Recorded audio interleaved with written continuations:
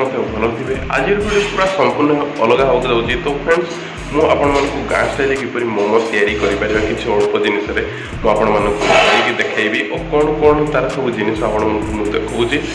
और फ्रेंड्स जो चैनल नुआ प्लीज चैनल को सब्सक्राइब करेंगे निज भाई के सपोर्ट करूँ। वीडियो भल लगे लाइक करेंगे कमेंट करेंगे और निज सांग सहित रेसिपी सुनिश्चित शेयर करेंगे। तो चलते फ्रेंड्स वीडियो स्टार्ट करवा।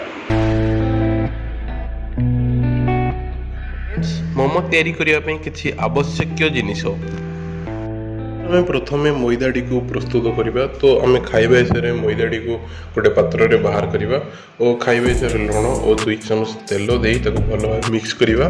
मिक्स कर सारा फ्रेंड्स ता देहरे किसी पानी मिसई जमी आम घरे अटा दलती सेपरी अटा को दली प्रस्तुत कर 10 मिनट तेल दे घोड़े रखा।